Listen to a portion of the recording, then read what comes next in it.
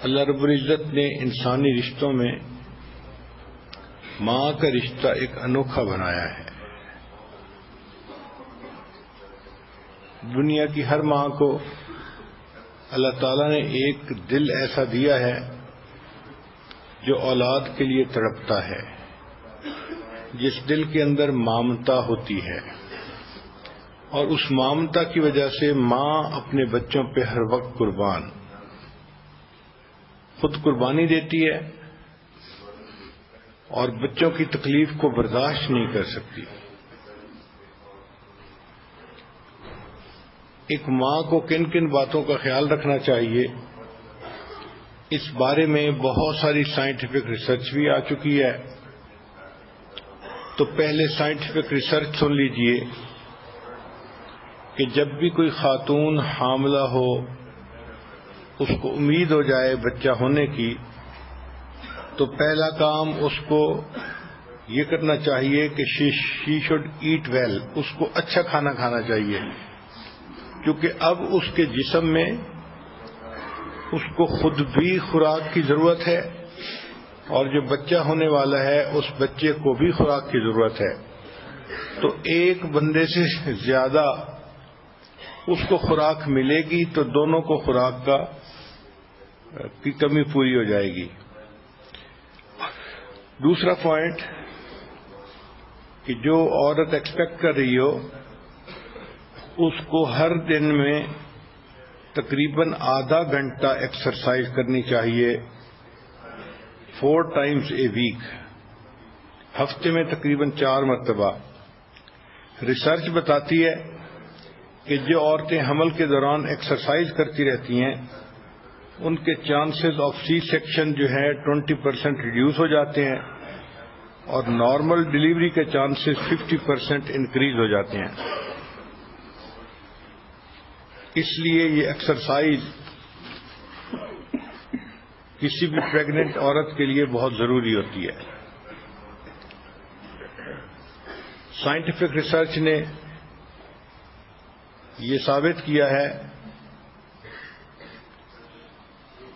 کہ جب پریگنینسی کے آخری مہینے ہوں تو اس وقت عورت کو چاہیے کہ وہ ایسی باتیں سنے کہ جو اس کے دل کو خوش کرے، اچھے بیان سنے، قرآن پاک کی تلاوت سنے۔ بچہ اگرچہ ماں کے پیٹ میں پرورش پا رہا ہوتا ہے، لیکن وہ بچہ ان آوازوں سے یوز ٹو ہو جاتا ہے۔ تو اس سے پتہ چلتا ہے کہ پریگنینسی کے جو لاسٹ منتھ ہوتے ہیں ان میں بیبی آواز کو سنتا ہے۔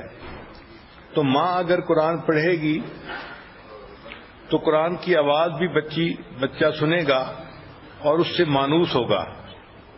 پھر جو 14 مہینے کا بچہ ہو جاتا ہے تو وہ اپنی ماں کو کچھ کرتے ہوئے دیکھتا ہے تو اس کو 1 ہفتے کے بعد وہ ایگزیکٹ اسی طرح پھر ریپیٹ بھی کر سکتا ہے، یعنی آفٹر 1 ویک بھی وہ اس کے کسی حرکت کو ریپیٹ کر سکتا ہے۔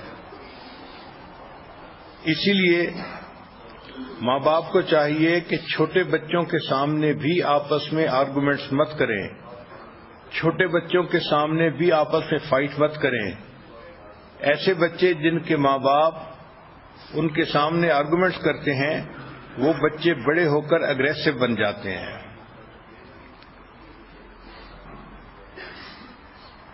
چنانچہ چھوٹا بچہ جو ہے وہ جن چیزوں سے کمفرٹ محسوس کرتا ہے اس کو ان چیزوں سے کمفرٹ دینی چاہیے۔ مثال کے طور پہ نئی سائنٹیفک ریسرچ یہ ہے کہ baby start smelling you with in 7 months of pregnancy.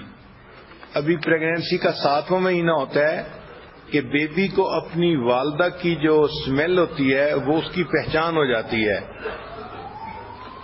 تو والدہ کے جسم سے اور کپڑوں سے جو اسمیل آتی ہے، 7 مہینے کا بیبی جو بھی مدر کے ووم میں ہے وہ اس کو سینس کرنا شروع کر دیتا ہے، اور 6 مہینے سے اوپر بیبی جو ہے وہ ساؤنڈ کو بھی ریسیو کرنا شروع کر دیتا ہے۔ اس لیے ماں کو چاہیے کہ بیبی کو اپنے بہت قریب رکھے، اپنے جسم کے ساتھ چپکا کے رکھے اور 21 ڈگری سینٹی گریڈ کے ٹیمپریچر پہ رکھے تو یہ بیبی کے لیے بہترین ٹیمپریچر ہوتا ہے۔ پھر ٹچ یور بیبی اے لاٹ، چھوٹے بچے کو ماں زیادہ ہاتھ لگائے، زیادہ اپنے ساتھ لگائے، اس سے اس بچے کو یوں فیل ہوتا ہے کہ یہ فیملیئر چیز ہے، اس کی ایموشنل ڈیولپمنٹ زیادہ ہوتی ہے اور اس کا جو نروس سسٹم ہوتا ہے وہ زیادہ بہتر ہوتا ہے۔ پھر سائنٹیفک ریسرچ نے یہ بات ثابت کی ہے کہ talk to your baby a lot, baby سے بہت زیادہ باتیں کرنی چاہیے، اس سے بیبی کی ویکیبلری انکریز ہوتی ہے اور اس کا آئی کیو لیول بہتر ہو جاتا ہے۔ پھر اگر کوئی کتاب ہو تو بیبی کے ساتھ اس کتاب کو مل کر پڑھنا چاہیے، حتیٰ کہ اگر 6 مہینے کا بیبی ہو تو read as if you are explaining new concept to the baby, یعنی 6 مہینے کے بچے کو ایسے بات سمجھائیں جیسے کلاس میں پروفیسر کوئی نئے کنسپٹ کو سمجھا رہا ہوتا ہے۔ اور اگر 12 مہینے کا بیبی ہو جائے تو ٹاک اباؤٹ پکچرز ان دی بک، کتاب کے اندر جو پکچرز ہوتی ہیں ان کے متعلق بھی اس بیبی سے باتیں کریں تو 12 مہینے کا بیبی ان کو سمجھ سکتا ہے۔ 18 منتھ کا جو بیبی ہوتا ہے اس کے اندر ریڈنگ کے بارے میں بہت ڈرامیٹک چینج آتی ہے، حتیٰ کہ 3 سال کا جو چائلڈ ہوتا ہے وہ ریڈنگ کے یعنی ذریعے سے پورا علم حاصل کر سکتا ہے، اور 5 سال کا جو بچہ ہوتا ہے وہ انڈیپینڈنٹلی کتاب کو ریڈ کر کے اس سے بھی علم حاصل کر سکتا ہے۔ پھر سائنٹیفک ریسرچ کا ایک پہلو یہ بھی ہے کہ پریز یور چائلڈ، اپنے چائلڈ کی خوب تعریف کرو۔ بچہ اگر کوئی اچھا کام کرے تو بچے کے سامنے اس کی کوشش کو پریز کرو۔ ایک ہوتا ہے بچے کو پریز کرنا، اگر بچے کو پریز کیا جائے تو اس بچے کا مائنڈ فکس ہو جاتا ہے،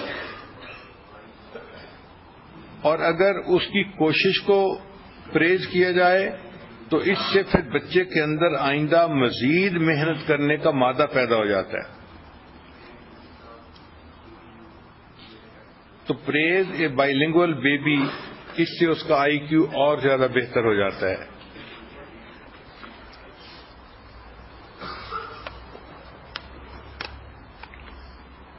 پھر ڈیولپ ہیلدی سلیپنگ پیٹرن، بچے کے سونے کا جو پیٹرن ہے وہ جتنا جلدی ہو اتنا زیادہ اس کو فکس کر دینا چاہیے۔ ماؤں کو چاہیے کہ they should try to breastfeed the baby, اس سے ان کا آئی کیو لیول بہتر ہوتا ہے، بچے زیادہ ذہین ہوتے ہیں جو اپنی ماں کا دودھ استعمال کرتے ہیں۔ پھر give healthy food to your baby, جب بیبی بڑا ہو جائے تو ان کو ہیلدی فوڈ دینا چاہیے۔ Sit with them and eat with them, ماں ان کے پاس بیٹھے، خود بھی کھائے، بچوں کو بھی کھلائے، اس سے بچوں کو زیادہ بینیفٹ ہوتا ہے۔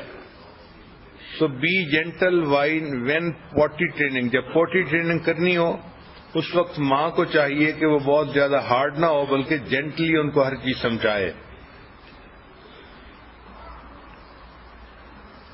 پھر بچے کے لیے اگر کھلونے ڈھونڈنے ہیں تو ایسے کھلونے ڈھونڈے جائیں جو پرووک کریں سیکنگ سسٹم آف برین، یعنی جس سے بچے کھیلیں، ان کو جوڑیں اور اس میں ان کا دماغ بھی استعمال ہو، ایسے کھلونے ڈھونڈنے چاہیے۔